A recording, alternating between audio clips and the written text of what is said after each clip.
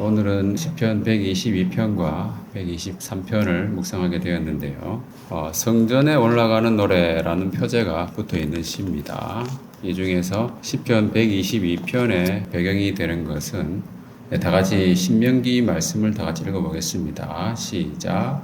너희 가운데 모든 남자는 1년에 3번 곧 무교절과 칠칠절과 초막절에 내 하나님 여호와께서 택하신 곳에서 여호와를 배울 때 빈손으로 여호와를 배우지 말고 각 사람이 내 하나님 여호와께서 주신 복을 따라 그 힘대로 드릴지니라. 네, 그래서 1년에 3번 여호와 하나님께 예배하러 오라고 또 율법에 말씀하고 있습니다. 그래서 이스라엘 사람들은 예루살렘에 예배하러 가는 순례의 행진들을 매년 했던 것이죠. 그래서 그 순례하는 기쁨을 표현한 그런 시입니다. 그러면서 장차 지금의 교회 시대, 신약의 교회 시대에 성도들이 예배하러 가는 기쁨을 예표하는 말씀이라고 할 수 있겠습니다. 종말론적으로는 영원한 하늘나라에 우리가 입성하는 자로서 순례자의 기쁨을 표현하는 말씀이라고 볼 수 있겠습니다. 그래서 기쁨에 대해서 우리가 이야기를 하자면은 인간이 느끼는 기쁨도 여러 종류가 있습니다. 고상한 기쁨에 대해서 좀 고려해 볼 필요가 있다는 겁니다. 왜냐하면 기쁨도 여러 종류가 있기 때문에. 그래서 철학적인 정의도 보고요. 심리학적인, 언어학적인 연구들을 이렇게 종합해 보면은 인간이 누리는 가장 큰 기쁨이라고 하는 것은 어떤 의미와 목적이 우선되어야 된다라고 아리스토텔레스라는 사람은 그렇게 말했었고요. 또 칸트라는 사람은 내적인 만족이 무엇보다도 중요하다. 밀이라는 사람은 지적이고 도덕적인 쾌락이 감각적 쾌락보다 우월하다. 이렇게 말했던 철학자였죠. 그리고 언어학적으로 분석을 해본다고 하더라도 기쁨이라고 하는 것은 성취와 감사 그리고 관계와 결합되는 단어고요. 즐거움이라고 하는 것은 놀이 또는 오락과 주로 결합이 된다고 합니다. 그래서 이것을 종합을 해보면은 가장 고상한 기쁨이라고 하는 것은 자신의 가치와 일치하는 목표를 성취하고 그 과정에서 타인과 깊이 연결되며 감사와 의미를 느끼는 상태에서 오는 기쁨. 이렇게 정의할 수가 있겠습니다. 그래서 매우 적절한 정의라고 볼 수 있잖아요. 그래서 기쁨에도 우월한 기쁨이 있고 그 단순한 어떤 감각적인 쾌락이나 순간적인 즐거움을 의미하는 것은 아니다 하는 겁니다. 고상한 기쁨이라고 하는 것은. 그래서 잠언 말씀에 보면은 웃을 때에도 마음에 슬픔이 있고 즐거움의 끝에도 근심이 있느니라 그랬어요. 그냥 웃고 즐기는 것이 아니라 사람은 육체적인 또는 물질적인 그 순간적인 쾌락을 통해서는 참된 만족을 얻을 수가 없다는 거잖아요. 왜냐하면 사람은 하나님의 형상대로 지음을 받은 고상한 존재이기 때문입니다. 그래서 사람은 고상한 기쁨을 통해서만 참된 만족을 경험할 수 있다는 거예요. 그런데 우리가 누리는 기쁨이 바로 가장 고상한 기쁨입니다. 조금 전에 얘기했던 그 기쁨의 정의를 다시 생각해 본다면은 자신의 가치와 일치하는 목표를 성취한다고 그랬어요. 자신의 가치가 뭡니까? 우리 자신의 정체성이죠. 그래서 나는 누구인가? 그리고 어디서 와서 어디로 가는 존재인가? 그것을 깊이 깨닫고 그에 부합된 삶을 살아야 된다는 겁니다. 그래서 자기 정체성에 부합된 삶으로 바꿔보겠습니다. 그리고 타인과 깊이 연결된다고 했고요. 또 감사와 의미를 느낀다고 했습니다. 그죠? 그래서 우선 이 중에서 우리가 우리 자신의 정체성에 대해서 먼저 생각을 해본다면은 우리는 누굽니까? 여러분 자신은 과연 누굽니까? 나는 누구인가? 가끔씩 이런 질문을 하잖아요. 자, 나는 누구입니까? 어떤 존재입니까? 본질적으로. 자, 베드로전서 말씀을 보면은 외모로 보시지 않고 각 사람의 행위대로 심판하시는 이를 너희가 아버지라 부른즉 너희가 나그네로 있을 때를 두려움으로 지내라고 했습니다. 자, 우리는 이 땅을 나그네로서 살아간다고 하는 것, 이것을 잊어서는 안 된다는 거예요. 우리 자신의 정체성이 무엇입니까? 나그네라는 거예요. 자, 일반적으로 나그네라고 하는 것은 정처 없이 떠도는 사람을 보통 표현합니다. 그렇지만은 우리는 분명한 목적지가 있는 나그네입니다. 그런 나그네를 다른 말로는 순례자라고 하는 것이죠. 우리는 순례자예요. 분명한 목적지가 있는. 우리 목적지는 어디입니까? 다 같이 히브리서 말씀을 읽어보겠습니다. 시작. 그들이 이제는 더 나은 본향을 사모하니 곧 하늘에 있는 것이라. 이러므로 하나님이 그들의 하나님이라 일컬음 받으심을 부끄러워하지 아니하시고 그들을 위하여 한 성을 예비하셨느니라. 네, 하늘에 있는 본향이 바로 우리의 목적지죠. 최종 목적지입니다. 우리가 요한계시록 말씀에서 우리가 봤잖아요. 새 예루살렘 성이라는 거예요. 지난주에도 스가랴 말씀에서 확인했던 것처럼 새 예루살렘에서 우리가 누리는 영광이라고 하는 것은 처음 영광보다 더 큰 영광이라고 했잖아요. 그러니까 엄청난 영광의 도성을 향해서 가고 있는 순례자예요, 우리는. 그래서 우리가 기억해야 할 정체성은 바로 이 정체성이라는 겁니다. 그래서 우리에게는 정말 밝은 미래가 약속되어 있는 그런 존재들이에요, 우리는. 자, 그런데 이 세상을 살아가는 현실은 어떠한가? 우리 현실은 어떻습니까, 여러분? 밝게 빛나는 영광은커녕 모욕과 수치와 고난과 고통과 슬픔과 분노와 불안과 억울함과 멸시와 박해가 우리를 둘러싸고 있다는 거예요. 먹구름이 짙은 현실이라는 겁니다. 어둠의 세상이죠. 평안과 기쁨을 누리기가 어려운 현실입니다. 특히 우리 같은 순례자들은 세상에서 특별히 가진 것이 많지가 않잖아요. 그러니까 많은 것을 가진 사람들로부터 멸시를 당하는 거예요. 모욕을 당하기도 하고. 자, 본문의 말씀을 보면은 여호와여 우리에게 은혜를 베푸시고 또 은혜를 베푸소서. 간절히 은혜를 구하는 기도를 하고 있잖아요. 왜 그러냐 하면은 심한 멸시가 우리에게 넘치나이다 그랬어요. 안일한 자의 조소와 교만한 자의 멸시가 우리 영혼에 넘치고 있습니다. 이것이 바로 우리가 겪는 현실이라는 겁니다. 정도의 차이는 있겠지만은 우리가 그리스도인으로서 거룩하게 또 진실하게 이 세상을 살아가는 것을 세상은 별로 좋아하지도 않고 용납하지도 않는다는 거예요. 항상 유혹이 있고 핍박이 있습니다. 세상은 결코 호락호락한 상대가 아닙니다. 그래서 예수님께서도 이런 말씀하셨어요. 다 같이 읽어보겠습니다. 시작. 너희가 세상에 속하였으면 세상이 자기의 것을 사랑할 것이나 너희는 세상에 속한 자가 아니요 오히려 내가 너희를 세상에서 택하였기 때문에 세상이 너희를 미워하느니라. 우리는 주님께 속했다고 하는 이 귀한 사실입니다. 그죠? 이것이 우리의 정체성인데 그러다 보니까 세상이 우리를 미워한다는 거예요. 세상과 예수님은 적대적인 관계잖아요. 그죠? 하나님은 그 적대적인 세상을 사랑하셨잖아요. 그죠? 원수를 직접 사랑하셨어요. 하나님께서 그렇게 사랑하신 거예요. 그래서 자기 아들을 보내신 것이죠. 자, 그리고 예수님께서 세상 사람들, 당시의 유대인들, 핍박하던 그 유대인들에 대해서도 이런 말씀하셨어요. 세상이 너희를 미워하지 아니하되. 왜냐하면 유대인들은 세상에 속해 있기 때문에. 그죠?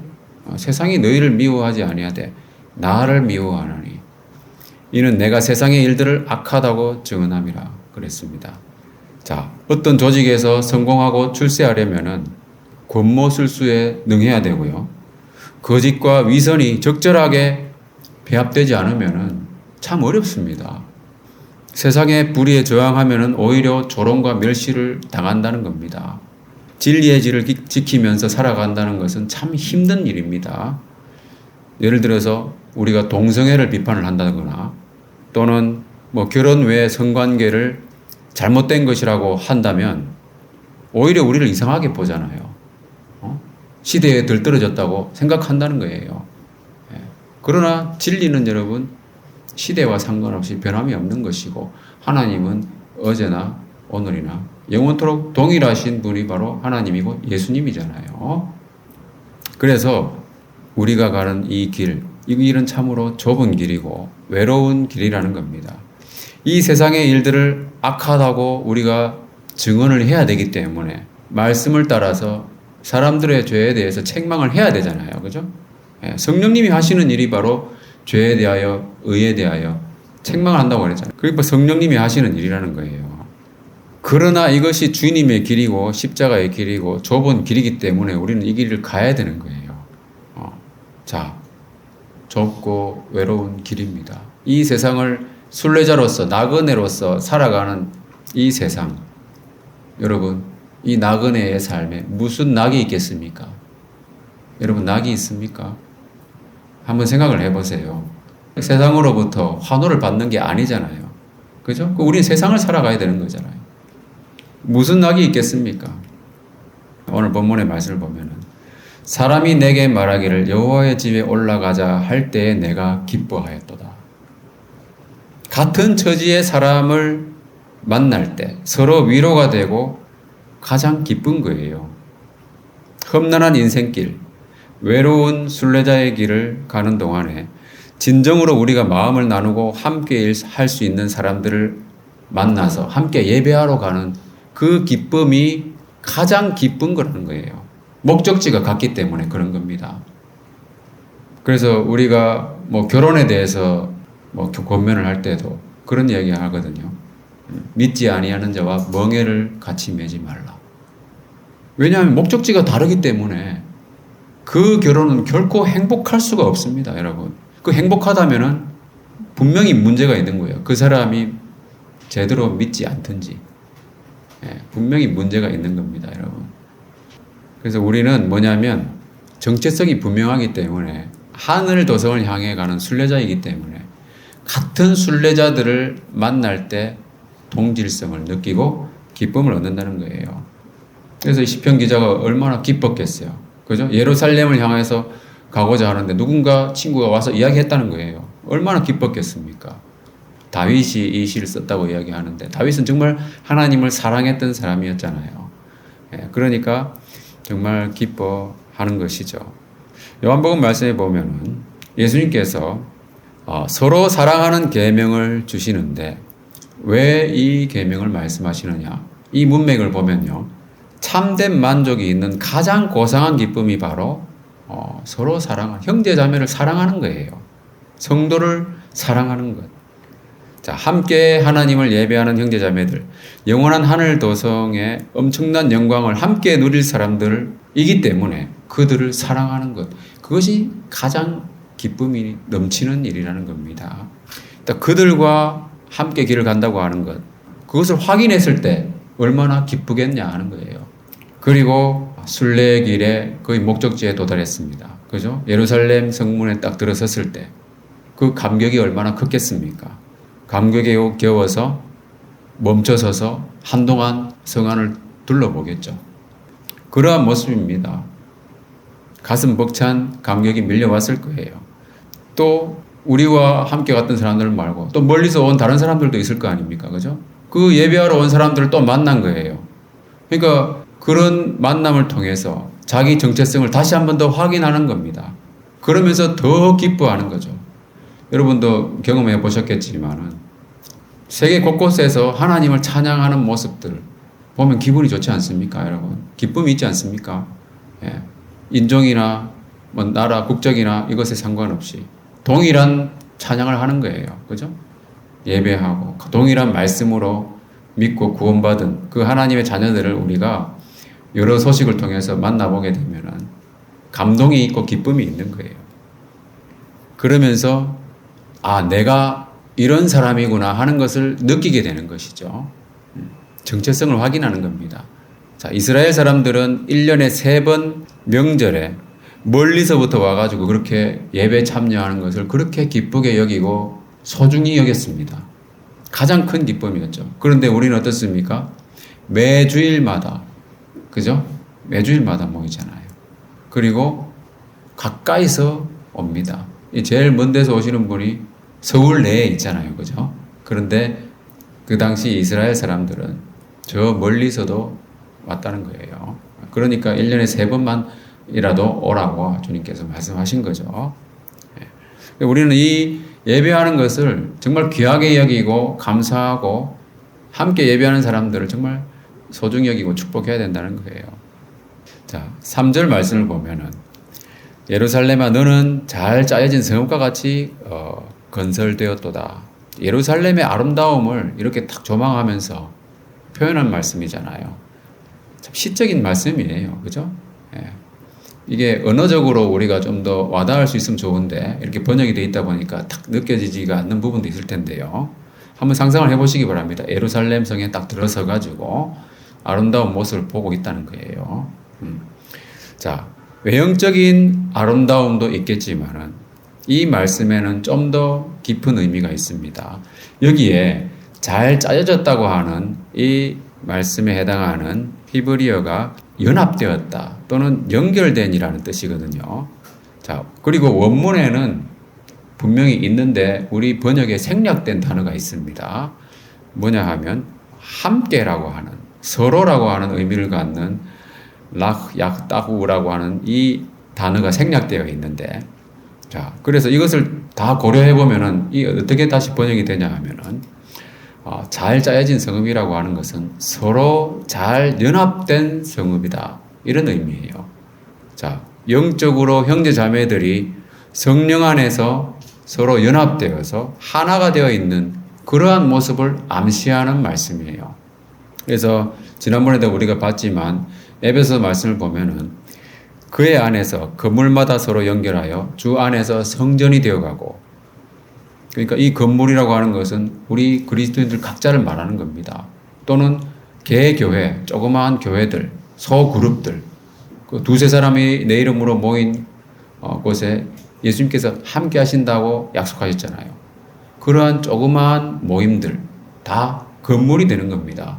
그러면서 너희도 성령 안에서 하나님이 거하실 처소가 되기 위하여 그리스도 예수 안에서 함께 지어져 가느니라. 거대한 성전으로 완성되어 간다는 겁니다. 하나님이 거하실. 그래서 우리 모두가 그리스도 안에서 함께 지어져 가는 성전 건물이라는 말씀이죠. 잘 짜여진 성읍처럼 서로 연합되고 연결되어서. 그죠? 그러니까 어느 하나라도 빠져서는 안 되는 겁니다. 그래야 아름다운 거잖아요.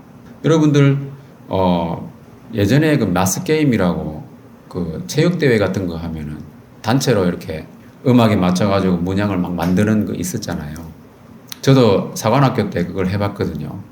해봤는데 앞에서 보면 있잖아요. 한 개가 한 사람이 잘못 들면 있잖아요. 그 딱 눈에 띄어요. 희한하죠. 그게 엄청나게 많은데 그 모자이크처럼 되어 있는 그림들이 딱 한 사람이 잘못 들면은 바로 눈에 띈다는 거죠. 마찬가지입니다. 우리도 있잖아요. 우리 그리스도인들이 정말 서로를 축복하고 그렇게 해야 되는 거예요. 왜냐하면 서로가 잘 되고 형통해야만이 전체 그림이 아름답다는 겁니다.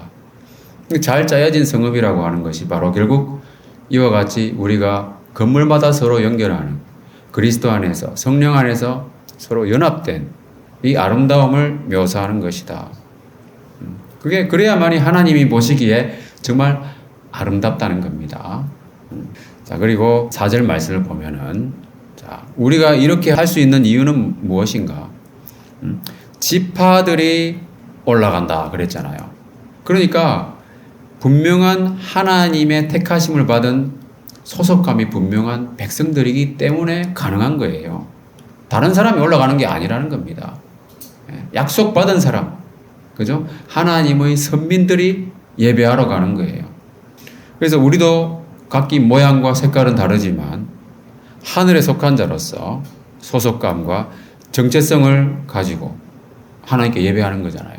우리가 지파입니까? 여러분? 우리가 하나님께 예배하는 근거는 뭡니까? 이 말씀에 보면은 전례대로라고 그랬잖아요. 이 전례대로에 해당하는 단어가 뭐냐면 율법, 규례, 증거 이런 뜻을 가진 단어예요. 그래서 다시 말하면 이 말씀은 지파들이 말씀에 근거하여 예배하러 간다. 그 뜻이에요. 그러니까 우리도 말씀에 근거하여 예배를 하는 겁니다. 자, 어떤 말씀입니까? 우리가 하나님께 예배할 수 있는 사람이라고 하는 하나님께 속한 사람이라고 하는 말씀이 어디에 있습니까? 갈라디아서 말씀 보면은 여러 말씀이 있지만 다 같이 읽어보겠습니다. 시작. 여러분은 모두 그 믿음으로 말미암아 그리스도 예수 안에서 하나님의 자녀들입니다. 이와 같은 많은 말씀들이 우리가 하나님께 속한 자라고 하는 것을 증언하고 있다는 거예요. 전례대로 번역이 그렇게 적절하지는 않은 것 같아요. 말씀대로 올라가는 거예요. 그래서 우리가 믿음으로 하나님께 속했다고 하는 것, 그것을 우리는 기억하면서 우리의 정체성에 부합된 우리의 가치와 일치하는 그러한 삶을 산다는 거예요. 그러면서 우리는 고상한 기쁨을 누리게 되는 겁니다. 자, 그래서 이와 같이 같은 믿음을 가진 주님의 자녀들이 모여서 뭘 하느냐? 말씀에 보면은 감사하려고 올라간다 그랬어요. 예, 감사하려고. 이게 바로 예배의 아주 중요한 요소죠. 예, 감사로 제사를 드리는 것. 시편 말씀을 보면은 감사로 제사를 드리는 자가 나를 영화롭게 한다. 이렇게 말씀하셨어요. 솔직히 하나님은 모든 걸 다 가지신 분이잖아요. 그죠? 우리한테 예물을 원하시는 이유는 뭡니까? 하나님께서 11조도 드리라고 하시고, 그리고 조금 전에 말씀도 봤지만은, 빈손으로 예배하러 오지 마라. 이렇게 말씀하시잖아요. 하나님은 모든 걸 가지신 분이에요. 근데 왜 물질을 원하시냐는 거예요. 그 이유는 뭡니까? 우리의 마음을 원하시기 때문에 그런 거예요. 네 보물이 있는 그곳에 네 마음이 있느니라. 그 하나님께서는 마음을 받기를 원하시는 거예요. 왜? 복 주고 싶어서 그런 거예요. 복 주고 싶어서. 어제 저희가 입양가족 모임을 갔는데 하진이가 첨가물 그 과자를 집에서 많이는 못 먹게 하잖아요. 예, 그러다 보니까 그 다른 이제 그 건물에 있다가 제가 이렇게 그 건물 쪽으로 가고 있는 것을 안에서는 봤나 봐요. 저는 안에 누가 있는지 못 봤는데 그 다른 엄마가 하진이한테 이렇게 그 첨가물 젤리를 이렇게 사주시다가 하진이가 저를 보고 도망가는 걸 발견한 거예요. 이거 못 먹게 한다는 걸 생각했나 봐요. 뭐 그런 이벤트가 있을 때는 먹게 해주는데도 하진이는 우선 못 먹게 한다고 생각하고 도망을 간 겁니다. 그래서 그 얘기를 듣니까 제가 되게 섭섭한 거예요. 그죠? 저는 하진이한테 웬만한 걸 다 해주고 싶은데 하진이는 그걸 잘 모르는 거죠. 아직까지 어려서. 예. 그러다 보니까 하진이 불러놓고 제가 얘기했어요. 하진아, 너 도망가면 아빠가 이제 용돈 안 줄 거다. 이야기를 했어요. 그러니까 하진이는 깊이 생각하는 것 같더라고요. 요즘은 조금씩 생각을 하거든요. 하진이가. 예. 그래서 하나님께서도 마찬가지라는 겁니다. 하나님께서 있잖아요. 우리의 마음을 받으시기 때문에 예? 그 마음을 보시고 뭐든지 주고 싶어 하신다는 거예요. 그래서 하나님께서 빈손으로 오지 마라. 이 말씀 하시는 겁니다. 예. 그래서 우리가 감사한다고 하는 것이 말로만 감사하는 게 아니라는 겁니다. 여러분들이 정말 한번 경험해 보세요. 하나님께 내가 드렸을 때 무엇을 받는가? 하나님을 여호와를 시험하지 말라고 그랬잖아요. 그죠? 그런데 유일하게 말라기서에 보면 시험해 보라고 하신 말씀이 있어요. 11조를 내봐라. 내가 너희들에게 복을 내리지나 내리지 않나 한번 테스트 해봐라. 하나님께 유일하게 시험하라고 말씀하신 것이 바로 헌금에 대한 말씀이에요. 여러분들이 한번 시험해 보세요. 꼭 11조가 아니라도 작정하고 내가 여기 보면 뭐라고 되어 있습니까? 그 힘대로 드릴지니라고 그랬잖아요. 그죠? 그래서 우리가 마음을 각각 그 마음에 정한 대로 할 것이요 그랬잖아요. 그렇게 하나님께 감사를 드리는 겁니다. 그럴 때 하나님께서 더 복을 주신다는 거예요. 자, 그래서 이 순례자들이 함께 예루살렘에 모여서 또 뭘 하느냐 하면은 감사의 예배를 드리고 뭘 합니까? 여기 보면은 평안을 구하고 서로 축복하는 장면입니다. 이것도 여러분 예배의 아주 중요한 요소예요. 예배라고 하는 것이 하나님께만 드리는 것이 아니고요. 함께 예배하는 사람들을 축복하고 이것도 예배인 거예요. 이 말씀에 보면은 예루살렘을 위하여 그랬고 또 예루살렘을 사랑하는 자는 이렇게 나오잖아요. 예루살렘의 뜻이 뭡니까? 평안의 도성이라는 그런 뜻이잖아요. 그런데 여기 보면 또 평안을 구하라. 또 평안이 있고 그럼 평안이라는 단어도 여러 번 나옵니다. 그러면서 형통한다, 형통을 축복하는 그런 얘기 나오는 거죠. 형통해야 또 평안하니까. 그런 장면들을 이렇게 묘사하고 있는데 이 장면을 보면은 여러분 무엇이 떠오르십니까? 우리가 보통 축복할 때 어떻게 그냥 서가지고 축복합니까? 함께 먹잖아요. 그죠? 제사를 드릴 때도 여러분 당시에 화목제라고 하는 제사는 제물을 드린 뒤에 그 제물 나눠 먹었어요. 그래서 이 화목제라고 하는 이 단어도 평안이라고 하는 어근을 가진 단어입니다. 그러니까 상당히 어떻습니까? 예루살렘 평안 화목제 그러면서 축복하잖아요. 이것이 뭐냐 하면 샬롬, 샬렘 이런 것들이 들어가 있잖아요. 언어 유의적인 시적인 표현이라는 겁니다. 우리는 예루살렘하고 평안하고 완전히 다르게 와닿지만 이 사람들이 이 구절들 쭉 히브리어로 읽었을 때는 샬렘, 샬렘, 샬롬, 샬롬 이렇게 나오는 거예요. 그죠? 평안을 서로 구하고 축복하는 그런 장면들을 묘사하고 있다. 그래서 우리도 어떻습니까? 통합 예배를 이렇게 드린 후에 소그룹으로 모여가지고 감사하고 서로의 삶을 나누잖아요. 그러면서 떡을 뗍니다. 떡을 뗀다고 하는 건 식사를 함께 한다는 거예요. 거기까지가 예배라고 강조했었잖아요. 그렇게 하는 것이 예배입니다. 그러니까 우리가 갖는 이 예배도 상당히 성경적인 거예요. 진리에 근거한 아주 개념 있는 예배다 하는 겁니다.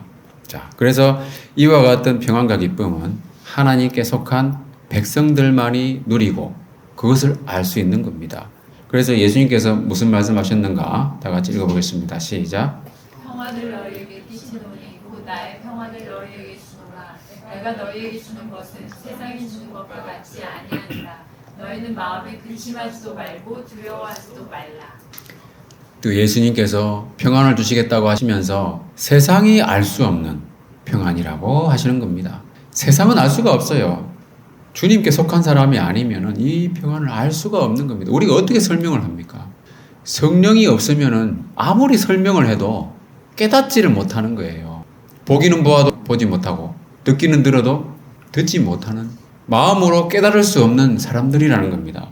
성령께서 역사하셔야만 깨달을 수 있는 거예요. 여러분들이 정말 깨닫고 이렇게 예배한다고 하는 것, 신앙 고백을 진심으로 한다고 하는 것, 여러분 안에 성령이 거하시기 때문이에요. 그것이 아주 강력한 증거입니다, 여러분.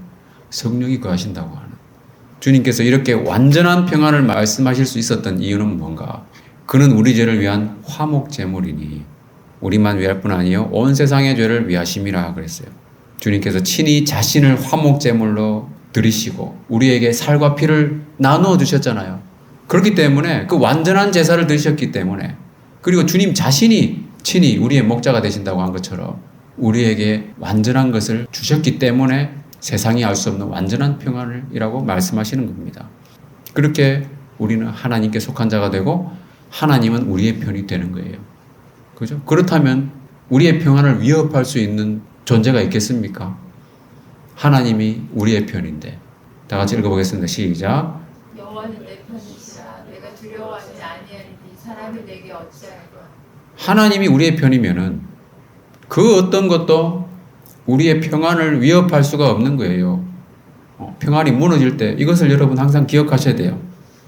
하루에도 여러분 평안이 무너지잖아요. 그죠? 평안이 자주 무너집니다. 그러나 그것은 정상적인 상황이 아니라는 것을 여러분 재빠르게 인지를 하고 주님이 나의 편이다 하는 것을 생각하고 다시 평안을 여러분 회복하셔야 돼요. 자, 그래서 이것이야말로 세상이 알지 못하는 정말 고상한 기쁨입니다. 그래서 이것을 정리하자면, 자, 우리의 정체성에 부합한 삶을 살아야 된다.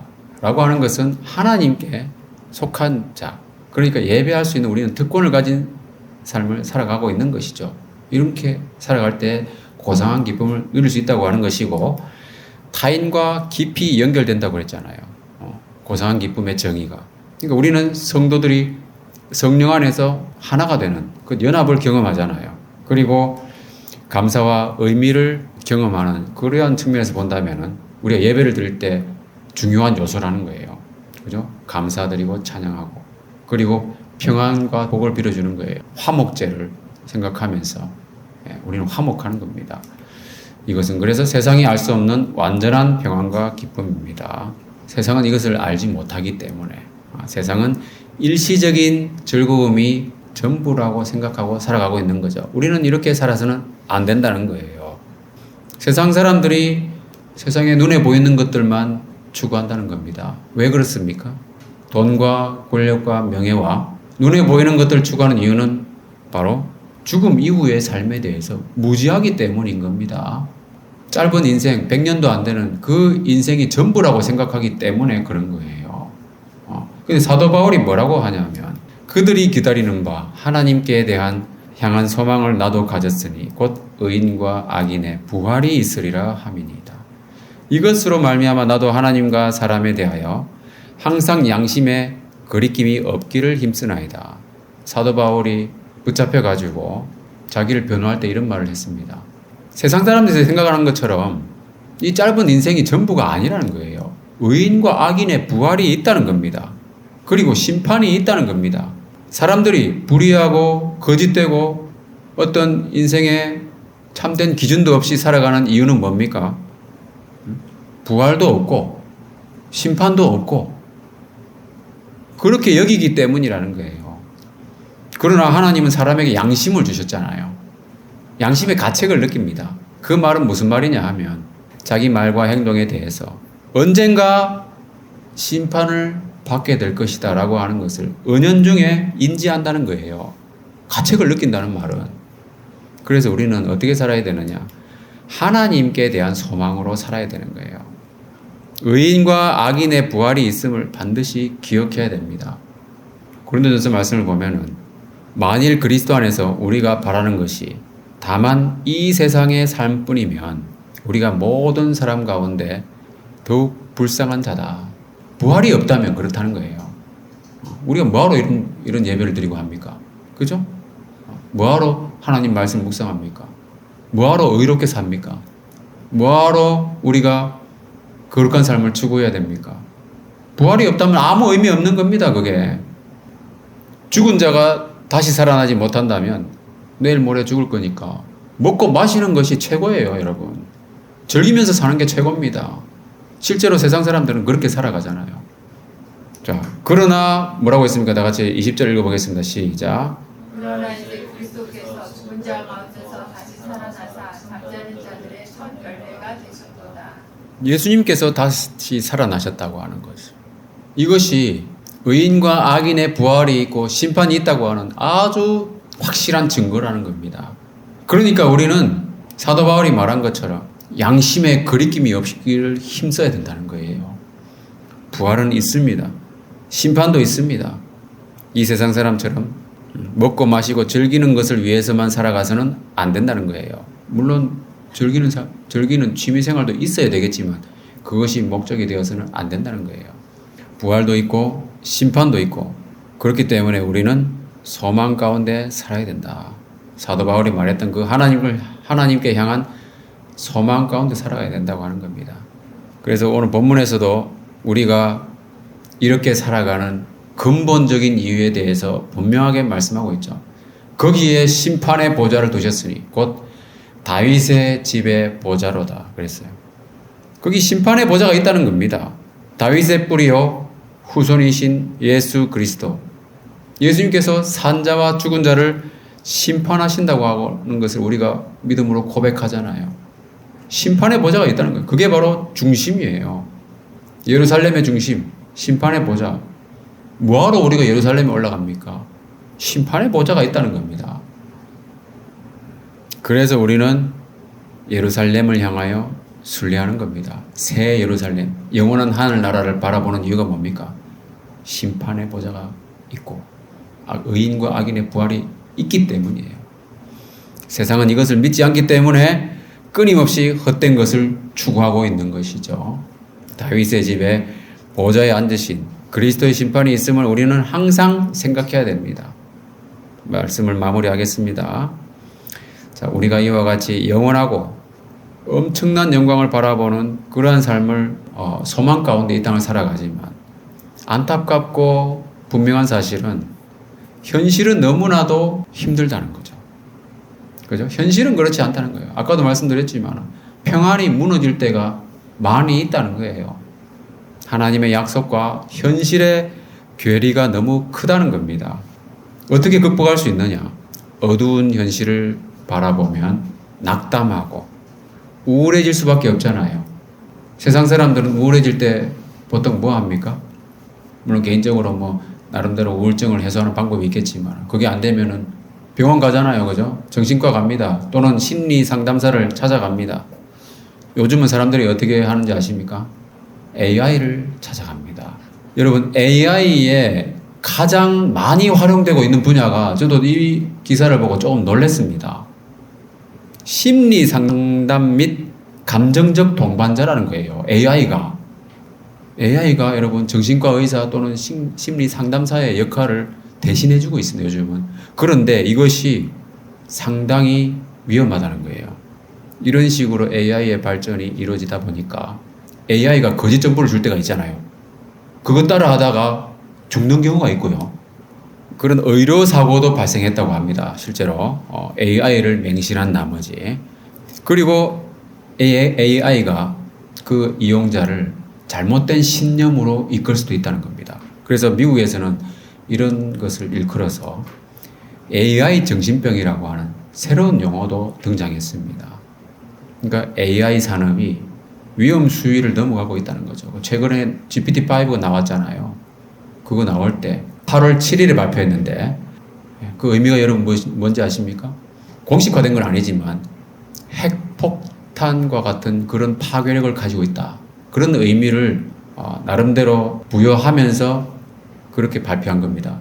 8월 6일이 히로시마에 원작 포탄이 투하된 날이고요.